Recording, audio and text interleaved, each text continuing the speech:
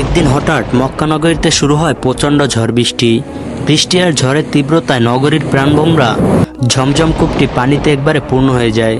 কূপ থেকে পানি ওঠা একবারেই বন্ধ হয়ে যায়। এর ফলে মক্কায় শুরু হয় এক ভয়াবহ পানির সংকট। চারদিকে হাহাকার, কোথাও এক ফোঁটা পানি নেই। মানুষজন দিশেহারা হয়ে এদিক সেদিক ছোটাছুটি করতে লাগলো। শিশু, বৃদ্ধ, যুবক সবাই পানির অভাবে অসুস্থ হয়ে পড়তে লাগলো। এমন সময় সবাই ছুটে গেলেন তাদের নেতার কাছে, হযরত রাসূলুল্লাহ সাল্লাল্লাহু আলাইহি সাল্লামের দাদা আব্দুল মুত্তালিবের কাছে। একজন করে এগিয়ে এসে বলতে লাগলো, হে আমার নেতা, আপনি কিছু করুন। আপনি জমজম কূপ থেকে পানি উত্তোলনের ব্যবস্থা করুন। আপনি না থাকলে আমাদের কেউ নেই। আব্দুল মুত্তালিব তখন গম্ভীর হয়ে গেলেন। তিনি ভীষণ চিন্তায় পড়লেন, কিভাবে জমজম কূপ থেকে আবার পানি তোলা সম্ভব। তিনি কুল কিনারা না পেয়ে দুহাত তুলে আল্লাহর দরবারে দোয়া করতে লাগলেন, কিন্তু প্রথমে কোনো দোয়াই কবুল হচ্ছিল না। শেষে তিনি নিরুপায় হয়ে একটি মান্নত করলেন, হে আল্লাহ, আপনি যদি জমজম কূপ থেকে পানি উত্তোলনের ব্যবস্থা করে দেন, তবে আমার 10 জন সন্তানের মধ্যে একজনকে আমি আপনার রাস্তায় কোরবানি করব। এই মান্যতের পরপরেই অলৌকিকভাবে জমজম কূপ থেকে পানি উঠতে শুরু করলো। এই দৃশ্য দেখে মক্কার মানুষ আনন্দে আত্মহারা হয়ে গেল। কিন্তু আব্দুল মুত্তালিব ধীরে ধীরে ভুলে যেতে লাগলো তার সেই মান্যতের কথা। একদিন রাতে ঘুমের মধ্যে আব্দুল মুত্তালিব স্বপ্নে দেখলেন, সেখানে এক আওয়াজ, হে আব্দুল মুত্তালিব, তুমি কি তোমার মান্যত ভুলে গেছো? তিনি জেগে উঠলেন, ভাবলেন, আমি তো সত্যিই ভুলেছিলাম। কিন্তু এরপর কাউকে কিছু বলেননি। এইভাবে 3 রাত ধরে বারবার একই স্বপ্ন। শেষ রাতে আওয়াজটা আরো কঠিন, তুমি যদি 7 দিনের মধ্যে তোমার মান্যত পূরণ না করো, তবে তোমার সব সন্তান মারা যাবে আর ঝমঝমের পানি আবার বন্ধ হয়ে যাবে। এই ভয়াবহ স্বপ্নে দেখে কেঁপে উঠলেন আব্দুল মুত্তালিব। গভীর রাতে ঘেমে উঠে বসে পড়লেন। তিনি চিন্তা করতে লাগলেন, আমি কি করব? কাকে আমি আল্লাহর রাস্তায় কোরবানি করব? আমার প্রতিটি সন্তানই তো আমার চোখের মণি। পরদিন সকালেই তিনি তাওরাত পণ্ডিতদের ডেকে পাঠালেন। তারা এসে উপস্থিত হলে আব্দুল মুত্তালিব তাদের সামনে সব খুলে বললেন, তার মান্যত, জমজম থেকে পানি বের হওয়া এবং সেই 3 রাতের স্বপ্ন, সবকিছু। তিনি জিজ্ঞেস করলেন, আপনারা বলুন আমি কি করব? পণ্ডিতদের একজন বললেন, হে আব্দুল মুত্তালিব, আপনি আল্লাহর সঙ্গে মান্যত করেছেন এবং আল্লাহ তা পূর্ণ করেছে। এখন আপনি যদি মান্যত পূরণ না করেন, তবে সেটা অমান্যতা হবে। আপনাকে অবশ্যই আপনার 10 সন্তানদের মধ্যে একজনকে আল্লাহর রাস্তায় কোরবানি করতে হবে। এই কথা শুনে আব্দুল মুত্তালিবের বুক ভেঙে যেতে লাগলো। তিনি ভাবছিলেন, আমার কোন সন্তানকে আমি হারাতে পারি, আমি কোনটাকে বেছে নেব। পরদিন সকালে আব্দুল মুত্তালিব তার 10 পুত্রকে ডাকলেন। প্রথম বড় পুত্র হযরত আব্বাস রাদিয়াল্লাহু আনহু, তিনি বললেন, হে আমার প্রিয় পুত্র, আমি আল্লাহর নামে মান্যত করেছিলাম। এখন সময় এসেছে মান্যত পূরণের। তুমি এই মান্যত পূরণে আমার পাশে থাকবে। আব্বাস রাদিয়াল্লাহু আনহু অবাক হয়ে গেলেন। তার চোখে জল এসে গেল। তিনি বললেন, আব্বাজান, আপনি কি বলছেন? এ কেমন মান্যত? আমি মান্যত পূরণ করতে পারবো না। আপনি দয়া করে অন্য কাউকে বেছে নিন। এরপর ডাকা হলো দ্বিতীয় পুত্র হামজা রাদিয়াল্লাহু আনহুকে। আব্দুল মুত্তালিব এবার তাকেই জিজ্ঞেস করলেন, হে হামজা, তুমি কি আমার মান্যত পূরণ করবে? তুমি কি নিজেকে আল্লাহর রাস্তায় উৎসর্গ করবে? তখন আমির হামজা বললেন, আব্বাজান, আপনি কেমন মান্যত করেছেন? আপনার মান্যতের জন্য আমি আমার জীবন দিতে পারবো না। আপনি আপনার অন্য সন্তানকে বলুন। এভাবেই আব্দুল মুত্তালিব একে একে সব সন্তানদেরকে বললেন, কিন্তু কেউই এতে রাজি হলো না।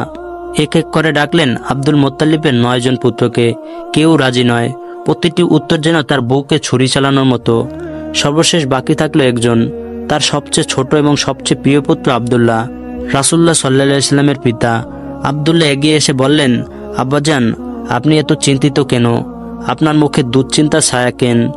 আব্দুল মুত্তালিব দীর্ঘশ্বাস ফেলে বললেন, হে আব্দুল্লাহ, আমি আল্লাহর সঙ্গে মান্যত করেছিলাম, যদি জমজম কূপ থেকে পানি পুনরায় প্রবাহিত হয়, আমি আমার 10 ছেলের মধ্যে একজনকে আল্লাহর রাস্তায় কোরবানি করব। আজ সবাই ফিরিয়ে দিয়েছে, কিন্তু আমি যদি মান্যত পূরণ না করি, তাহলে তোমাদের সবাইকেই হারাতে হবে। জমজম কূপ চিরতরে শুকিয়ে যাবে। আব্দুল্লাহ শান্ত গলায় বললেন, আব্বাজান, আপনি চিন্তা করবেন না, আমি আল্লাহর রাস্তায় কোরবানি হতে রাজি আছি। আপনি আপনার মান্যত পূরণ করুন। এই কথা শুনে আব্দুল মুত্তালিবের চোখ ঝাপসা হয়ে গেল। হৃদয়ের মধ্যে শুরু হলো যুদ্ধ।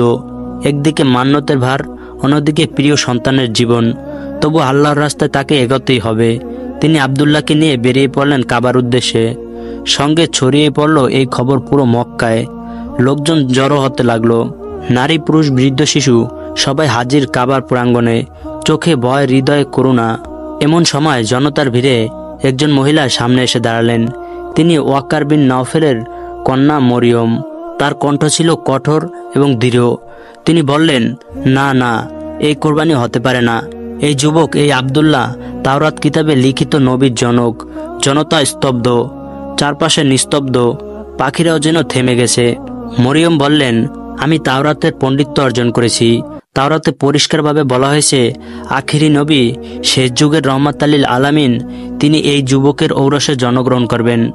আব্দুল মুত্তালিব কাপা গলায় বললেন, কিন্তু আমি আল্লাহর সঙ্গে মান্নত করেছি। আমি যদি মান্নত পূরণ না করি তাহলে আমার 10 সন্তান মৃত্যুবরণ করবে এবং জমজম কূপ চিরতরে শুকিয়ে যাবে। মরিয়ম এক পা এগিয়ে এসে বললেন, আল্লাহ সুবহানাল্লাহ তাআলা কখনো অন্যায় চান না। আখিরি নবীর আগমনের পথ নিজেই তিনি রক্ষা করবেন। তুমি যদি আব্দুল্লাহকে জবাই করো, এই নগরীতে রক্তের বন্যা বয়ে যাবে। এ সময় জনতার মধ্য থেকে অন্যরাও চিৎকার করে উঠল, না, আব্দুল্লাহকে জবাই করা যাবে না। আমরা তার চেহারা দেখে ব্যবসা করি আর বরকত পাই। আব্দুল্লাহ আমাদের প্রিয়। অসহায় হয়ে পড়লেন আব্দুল মুত্তালিব। তিনিও জানেন আব্দুল্লাহ তার হৃদয়ের টুকরা, কিন্তু মানত, আল্লাহর কসম। শেষ পর্যন্ত আব্দুল মুত্তালিব আবারও তাওরাত পণ্ডিতদের কাছে গেলেন। তাদের সামনে বর্ণনা করলেন পুরো ঘটনা। পণ্ডিতগণ বললেন, এখন আপনি একটি কাজ করুন, একটি লটারির ব্যবস্থা করুন। একদিকে লিখুন আব্দুল্লাহর নাম, অন্যদিকে লিখুন 10টি উটের নাম। যার নাম উঠবে তাকেই আল্লাহর রাস্তায় কোরবানি করবেন। এটাই হবে আল্লাহর পক্ষ থেকে নির্দেশ। কাবার সামনে জনসমুদ্র। আব্দুল মুত্তালিব তাওরাত পণ্ডিতদের পরামর্শে একটি পাত্রে 2টি কাগজ রাখলেন। একটিতে লেখা আব্দুল্লাহ, অন্যটিতে 10টি উট। বিস্ময়করভাবে প্রথমবার পাত্র থেকে টেনে বের করা কাগজে লেখা আব্দুল্লাহ। জনতা চিৎকার করে উঠল, না না না, আবার করো, এটা হতে পারে না। দ্বিতীয়বার, তৃতীয়বার, 10 বার, 50 বার, প্রতিবারই একই ফলাফল আব্দুল্লাহ। এর জন্য অদৃশ্য কোনো শক্তির ইচ্ছা। 99 বার একই ফলাফল। অবশেষে আব্দুল মুত্তালিব কান্না ভেজা কণ্ঠে বলে উঠলেন, এবার আর উপায় নেই, আমি আমার মান্যত পূরণ করব। আল্লাহর সন্তুষ্টির জন্য আমার প্রিয় পুত্র আব্দুল্লাহকে কোরবানি দেব। আকাশবেদী আর্তনাদ উঠল কাবা প্রাঙ্গণে। ঠিক তখনই সামনে এসে দাঁড়ালেন মরিয়ম, তাওরাত পণ্ডিত ওয়ারাকা বিন নওফেলের কন্যা। তিনি বললেন, আল্লাহ এত নিষ্ঠুর নন, আরও চেষ্টা করুন। এবার 100 বার পূর্ণ না হওয়া পর্যন্ত আপনি থামবেন না। আবার শুরু হলো লটারি। আর এবার 100 বার যখন কাগজটি টানা হলো, সবাই থমকে দাঁড়ালো। পাত্র থেকে উঠল উট। সেই মুহূর্তে পুরো মক্কা শহর আনন্দে ফেটে পড়ল। আল্লাহর কুদরতের প্রশংসায় মুখরিত হটল আকাশ বাতাস। আব্দুল্লাহ বেঁচে গেলেন। আব্দুল মুত্তালিব খুশিতে বললেন, আল্লাহ আমার মান্যত গ্রহণ করেছেন। তারপর তিনি 100টি উট আল্লাহর রাস্তায় কোরবানি দিলেন। আব্দুল্লাহ বেঁচে গেলেন। এবার তিনি দিন দিন বড় হতে লাগলেন। মক্কার নারীদের চোখে তিনি হয়ে উঠলেন সৌন্দর্য, ভদ্রতা ও পবিত্রতার মূর্ত প্রতীক। নারীরা দোয়া করত, হে আল্লাহ, আমাদের এই যুবক যেন আমাদের বর হয়। প্রতিদিন আসত বিবাহের প্রস্তাব। তবুও আব্দুল্লাহ ছিল নীরব, কারণ তার পিতা আব্দুল মুত্তালিব এক প্রতিশ্রুতি দিয়েছিলেন। তার বন্ধু ওহাব ইবনে আব্দে মানাফ এর কন্যা আমিনার সঙ্গে আব্দুল্লাহর বিবাহ দিবেন। এই আমিনাই হবেন বিশ্বনবী হজরত মুহাম্মদ সাল্লাল্লাহু আলাইহি সাল্লামের জননী। একদিন ভোরের আলোয় আলোকিত মরুভূমির প্রান্তর। আব্দুল মুত্তালিব ও তার প্রিয় পুত্র আব্দুল্লাহ মদিনা পথে যাত্রা করেছেন। গন্তব্য ওহাব ইবনে আব্দে মানাফের বাড়ি, যেখানে অপেক্ষা করছেন আমেনা। রাস্তার ধারে হঠাৎ এক চমকপ্রদ দৃশ্য। তাওরাত পণ্ডিত ওয়ারাকা বিন নওফেলের কন্যা মরিয়ম হঠাৎ পথ আগলে দাঁড়িয়েছেন। মরিয়ম এগিয়ে এলেন, চোখে আগুন ও আকাঙ্ক্ষার মিশ্রধ্বনি।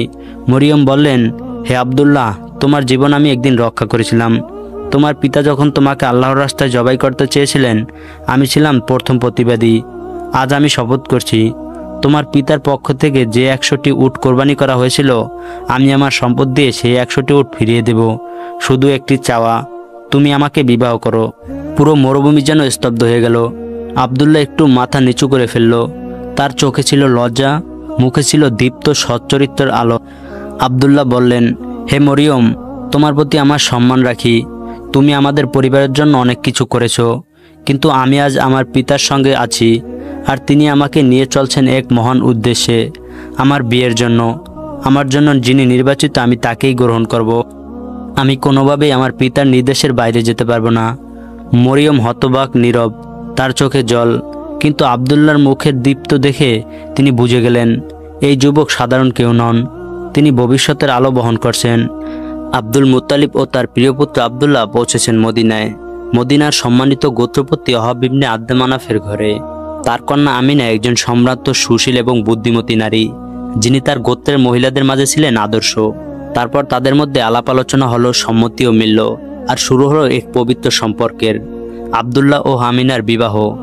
3 দিন কাটালেন নবদম্পতি আমিনার পিতৃগৃহে। তারপর আব্দুল্লাহ আমিনাকে নিয়ে ফিরে এলেন মক্কায়। মক্কার আকাশ যেন তখন থেকে নতুন আলো, নতুন নিশান। কিছুদিন পর একদিন আব্দুল্লাহ পথে কোথাও যাচ্ছিলেন। হঠাৎ দেখলেন সেই তাওরাত পণ্ডিত ওরাকা বিন নওফেলের কন্যা মরিয়ম এক কোণে দাঁড়িয়ে আছেন। চোখে যেন এক হাহাকার, তবু মুখে নীরবতা। তিনি কিছু বললেন না, শুধু তাকিয়ে থাকলেন আব্দুল্লাহর মুখের দিকে। তারপর নিঃশব্দে চলে গেলেন। আব্দুল্লাহ অবাক হয়ে ডাক দিলেন, হে মরিয়ম, সেদিন তুমি আমাকে বিবাহের প্রস্তাব দিয়েছিলে, আজ কিছু না বলে চলে যাচ্ছ কেন? এর পেছনে কি কোনো কারণ আছে? মরিয়ম থমকে দাঁড়ালেন, মুখে চাপা ব্যথা। তিনি বললেন, হ্যাঁ আছে। আমি সেদিন তোমার মুখে এমন এক নূর দেখেছিলাম যেটা পৃথিবীতে আর কোনো পুরুষের মাঝে দেখিনি।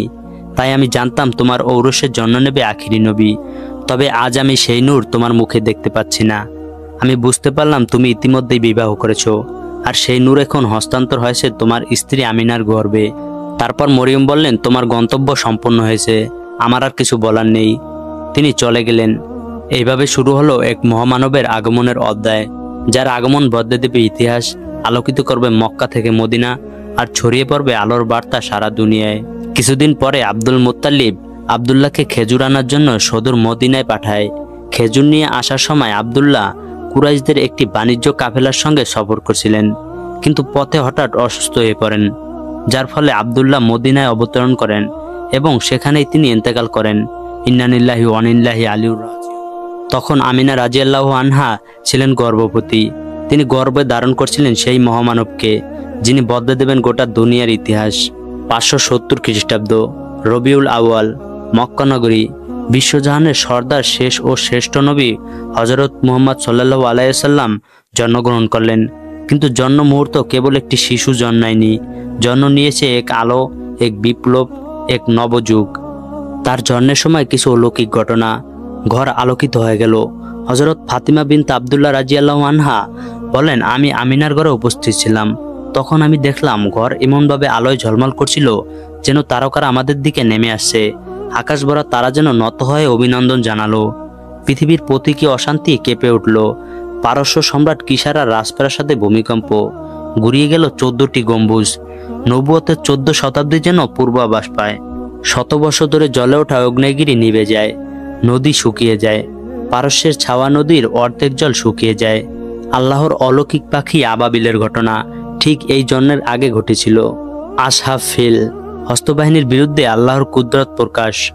আর সবচেয়ে আশ্চর্যের ব্যাপার, রাসূলুল্লাহ সাল্লাল্লাহু আলাইহি ওয়াসাল্লামের জন্ম মুহূর্তে আমিনার গর্ভ থেকে এমন এক নূরের বিচ্ছরণ ঘটে, যার আলোয় পূর্ব থেকে পশ্চিম পর্যন্ত দিগন্ত আলোকিত হয়ে ওঠে। এজন্য ইলাহি ঘোষণা, আলোর যুগ শুরু হলো আজ। এই আলো কেবল জন্মের নয়, নবুয়তের ঘোষণা। দুনিয়াব্যাপী যেন অন্ধকার, শিরক, জুলুম আর বিভ্রান্তি ছিল, সেই সব কিছু ভেদ করে জন্ম নিলেন তিনি। তারপর তিনি যখন ভূমিতে আবির্ভূত হন, তিনি উভয় হাতের উপর ভর দিয়ে ভরসা করেন, ভূমির প্রতি সম্মান জানান, যেন বলছেন, আমি এসেছি তোমার মাটি থেকে জাতিকে পরিশুদ্ধ করতে। তারপর এক মুষ্টি মাটি তুলে আকাশের দিকে চাইলেন। বহু আলেম বলেন, এটা ছিল আল্লাহর দিকে আত্মসমর্পণের প্রতীক। মক্কায় বসবাসরত এক ইহুদি ব্যবসায়ী, যিনি তাওরাত পণ্ডিত ছিলেন, তিনি গভীর রাতে কিছু আকাশীয় আলামত দেখে সকালেই কুরাইশদের কাছে ছুটে আসেন। তিনি জিজ্ঞেস করেন, গত রাতে কি এখানে কোনো শিশু জন্মগ্রহণ করেছে? কুরাইশরা বলে, আমরা কিছু জানি না। তখন তিনি বলেন, এই রাতে উম্মতের শেষ নবী জন্মগ্রহণ করেছেন, তার মাঝে আছে নবুয়তের মোহর। সে 2 দিন দুধ পান করবে না। লোকেরা খোঁজ নিয়ে জানালো, আমিনা রাদিয়াল্লাহু আনহার গৃহে আব্দুল্লাহর পুত্র সন্তান জন্মগ্রহণ করেছে। ইহুদি ব্যবসায়ী শিশু নবীকে দেখতে গেলেন। তিনি নবীজির 2 কাঁধের মাঝখানে মোহর নবুয়ত দেখে তৎক্ষণাৎ চিৎকার দিয়ে অচেতন হয়ে পড়লেন। হুশ ফিরে আসার পর ইহুদি ব্যক্তিটি বলেন, আজ থেকে বনি ইসরায়েলের নবুয়তের সিলসিলা শেষ। হে কুরাইশ, এই শিশু একদিন তোমাদের বিরুদ্ধে এমন এক বার্তা নিয়ে আসবে, যার গর্জন পূর্ব থেকে পশ্চিম পর্যন্ত ছড়িয়ে পড়বে।